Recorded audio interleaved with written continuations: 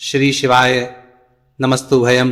दोस्तों, जैसा कि आप सभी लोग जानते हैं कि 21 दिसंबर 2025 रविवार को पड़ रही है पौष महीने की शुक्ल पक्ष द्वितीया तिथि और चंद्र दर्शन, जो बहुत ही खास है। और दोस्तों, ये वो तिथि है जो कि पौष महीने में रविवार को पड़ रही है, तो इस दिन का महत्व और भी अधिक बढ़ जाता है।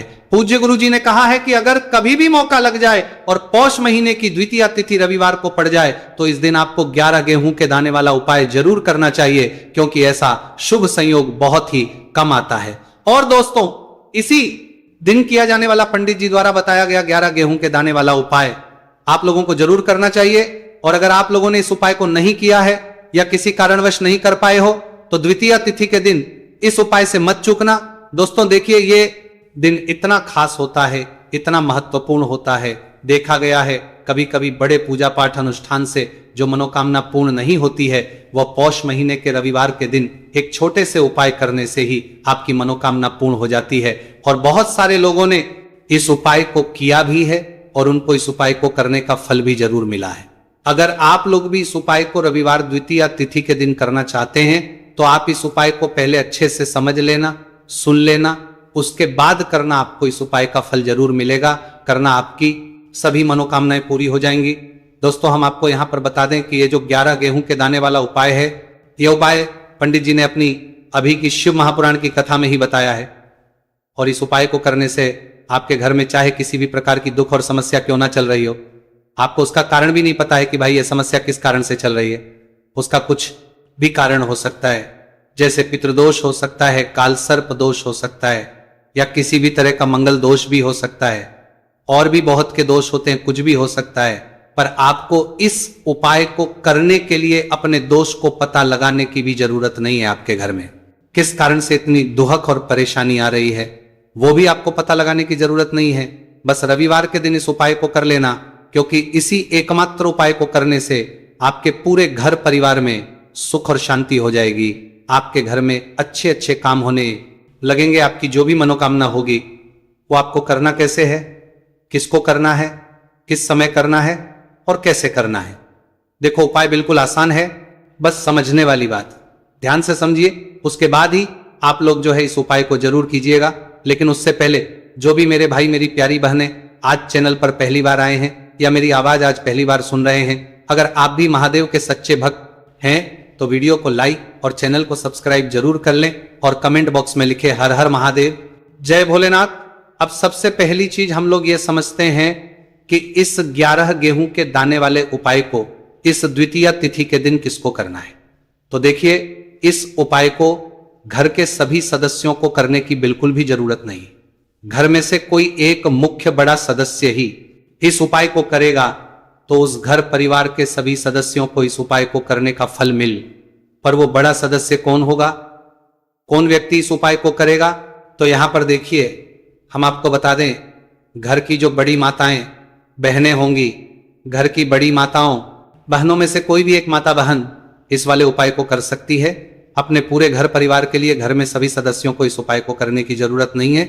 मात्र घर की जो बड़ी माताएं बहनें हैं उनमें से कोई भी एक माता बहन इस वाले उपाय को करेगी, उसके घर परिवार के पूरे सदस्यों को इस उपाय का फल मिलेगा।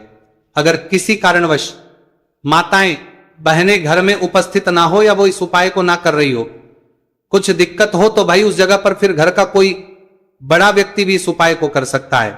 माताओं बहनों के कहने का मतलब यह था कि माताएं बहनें घर की लक्ष्मी होती हैं। जब घर की लक्ष्मी कोई उपाय करती है तो निश्चित ही भगवान शिव जी बहुत जल्दी प्रसन्न होते हैं और उपाय का फल में बहुत जल्द और बहुत बड़ा करके भी यहां पर देते हैं। तो आप लोग ये बात समझ गए होंगे। अब हम ये बात समझते हैं इस वाले उपाय को हमें करना किस समय है। इस 11 गेहूं के दाने वाले उपाय को हमें इस रविवार द्वितीया तिथि के दिन करना किस समय है। तो देखिए, इस उपाय को करने का जो समय है शाम का समय है। अब देखिए, यहां पर हम मुख्य रूप से सुबह का समय नहीं बोलेंगे, क्योंकि देखिए ये जो द्वितीया तिथि है और आप सभी लोग जानते हैं इसका प्रदोष काल का जो समय होता है ना, इस दिन भगवान शिव और माता पार्वती जी का सबसे प्रिय दिन होता है। तो आप लोग इस गेहूं के दाने वाले उपाय को शाम के समय में कर सकते हो। और देखो, अगर सुबह करोगे तो आप 8 बजे से 11 बजे के मध्य इस उपाय को कर सकते हो। और देखो, अगर शाम के समय कर रहे हो तो इस दिन जरूर शाम के समय का ध्यान रखना, कि रात के 6 बजे से लेकर 7 बजे के बीच में अगर आप इस उपाय को कर सकते हो तो बिल्कुल कर लेना, पूरी कोशिश करना, आपको उपाय का फल जरूर मिलेगा। यह बात आपको समझ आ गई। अब बात करते हैं उपाय की। देखो गुरुजी ने कहा है कि अगर रविवार के दिन द्वितीया तिथि पड़ जाए तो इस दिन आपको 11 गेहूं के दाने वाला उपाय तो अवश्य ही करना चाहिए। देखो ये उपाय यदि आपके जीवन में कर्जा बहुत अधिक है, आपके जीवन में संकट बहुत अधिक रहते हैं, आपके ऊपर बहुत अधिक विपदा आ रही है, बार बार आपको अपने व्यापार में और अपने धन में हानि देखने को मिल रही है, यानी कि आपको प्रत्येक कार्य में हानि हो रही है, तो आपको यह करना चाहिए। देखिए इस उपाय के लिए आपको 11 गेहूं के दाने आपको लेने हैं, ठीक है। 11 दाने लेने के बाद में आपको जरूरत होगी चावल के दानों की। 11 चावल के दाने और 11 गेहूं के दाने, और चावल के दाने खंडित नहीं होने चाहिए। अब आप कहोगे भैया गेहूं कहां से लेने? देखो आपको किसी भी किराना स्टोर पे गेहूं के दाने मिल जाएंगे, जाके ले लेना, ठीक है ना। 11 गेहूं 11 चावल के दाने लेने हैं। साथ ही साथ आपको एक तांबे का लोटा लेना है और उस तांबे के लोटे में आपको जल भरना है। जल खुद के घर का होना चाहिए, मंदिर का नहीं होगा। अब आप ये सब सामग्री लेकर पहुंच जाओगे महादेव के शिवलिंग के पास में शाम के टाइम पे प्रदोष काल में। देखो जब आप ये उपाय कर रहे हो तो अपना फेस रखना उत्तर दिशा, नॉर्थ डायरेक्शन की तरफ। अब यहाँ पे जो मैं आपको क्रम बताने जा रहा हूं ना, उस मेरे क्रम को बहुत ध्यान से सुनिए। महादेव को अगर कोई सबसे प्रिय है ना तो उनकी सबसे छोटी पुत्री जिनका नाम है माता अशोक सुंदरी, जो आपके पास में चावल के रह दाने हैं ना, उन चावल के 11 दानों को माता अशोक सुंदरी के स्थान पर आपको अपना नाम और गोत्र बोलते हुए समर्पित कर देने हैं, है ना। चावल के दानों को रखने के बाद में जो आपके पास में तांबे का लोटा है ना, उस तांबे के लोटे को कहीं पे भी हम जल नहीं चढ़ेंगे। सिर्फ और सिर्फ माता पार्वती का जो हस्त कमल आपको दिख रहा है यहीं पे गोल गोल आपको समर्पित करना है, उसी जल को, और कहीं नहीं। ना तो माता अशोक सुंदरी के स्थान पर, न शिवलिंग के ऊपर, सिर्फ आपको यहां पे गोल गोल जलाधारी पर आपको उस जल को समर्पित करना है। अब आपके पास में बचे हुए हैं 11 गेहूं के दाने, और बचे हैं उन्हीं 11 गेहूं के दाने को आपको अपनी मनोकामना, अपने विशेष कहते हुए महादेव के शिवलिंग के ऊपर अगर आप द्वितीया तिथि के दिन प्रदोष काल में समर्पित कर देते हैं तो आपकी जो भी मनोकामनाएं होंगी, जो भी विश होंगी, महादेव पूरी जरूर करते हैं। अन्न समर्पण करने से, उस खासकर गेहूं को समर्पण करने से हमारी इच्छाएं पूरी होती है। और अगर वो दिन द्वितीया तिथि का दिन हो तब तो इससे सुंदर संयोग कुछ भी नहीं हो सकता। आपकी इच्छाओं को पूरा करने के लिए बहुत स्पेशल, बहुत प्यारा सा उपाय आप सभी को जरूर करना है। ध्यान में रखिएगा, यह उपाय प्रदोष काल में करना है। देखो गुरुजी ने कहा है भगवान शिव के शिवलिंग पर 33 कोटि देवी देवता का वास होता है। अगर हम शिवलिंग के सामने कुछ भी उपाय करते हैं तो हमारे सभी देवी देवता हमसे खुश हो जाते हैं। यह उपाय आपको अवश्य करना है। देखो सुबह के टाइम नहीं कर सकते, ठीक है। अब बात करते हैं अगले उपाय की। देखिए अब हम जान लेते हैं गुरुजी द्वारा बताए गए दूसरे उपाय के बारे में। इस उपाय के लिए आपको मात्र 2 लौंग लेनी होगी, यानी कि आपको लौंग का जोड़ा लेना है। 2 फूल वाली आपको लौंग लेनी है। लौंग का जोड़ा से भी खंडित नहीं होना चाहिए, इस बात का ध्यान रखें। इसी के साथ में आपको लेना होगा लाल चंदन का पाउडर। देखिए यदि आपके पास लाल चंदन की लकड़ी है तो उसे घिसकर भी आप चंदन के रूप में प्रयोग कर सकते हैं। यदि पाउडर है तो उसका भी आप अपने उपाय के लिए प्रयोग कर सकते हैं। देखिए चंदन जो है वो तेज का प्रतीक माना गया है और साथ ही साथ जीवन के अंधकार को दूर करने का प्रतीक माना गया है। अब इसी के साथ में मात्र एक तांबे के पात्र के अंदर शुद्ध जल लेना होगा अपने घर से। अब दोस्तों ये तीनों सामग्री लेकर के सीधे आपको पहुंच जाना होगा भगवान शिव के मंदिर में। देखिए इसी के साथ में आपको एक गोलबाती का दीपक भी लेना होगा।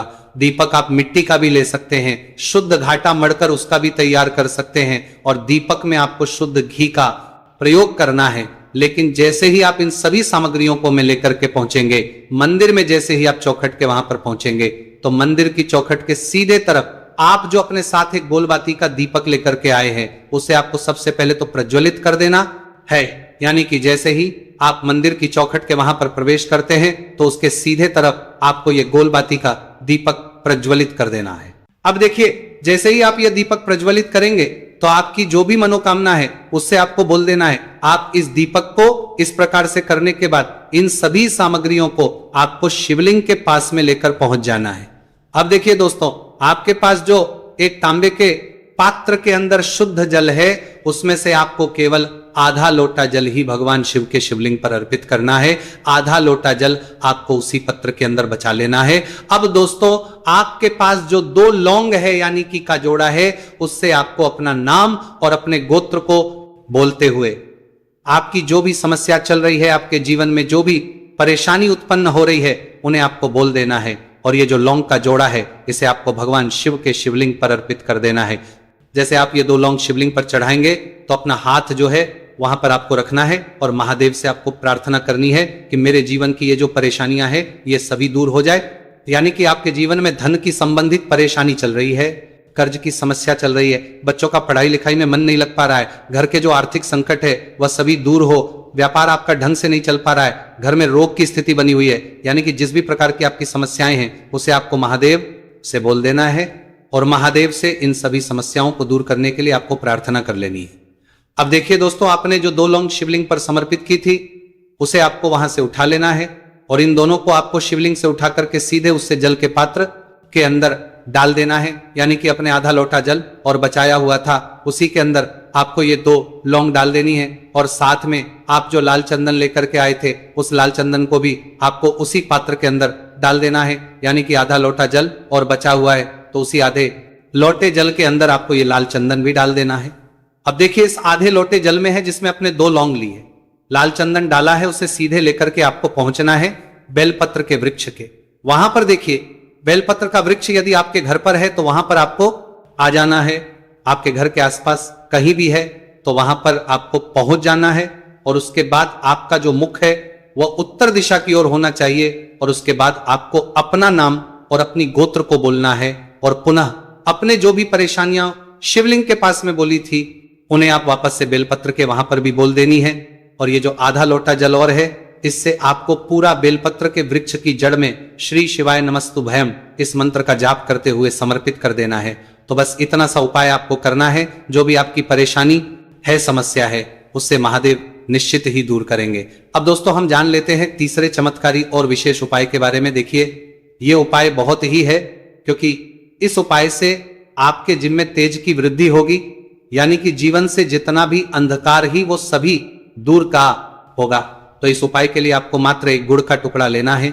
गुड़ का टुकड़ा आपके जीवन में तेज की वृद्धि करता है और साथ ही साथ आपके जीवन से जो अंधकार है उसे दूर करता है।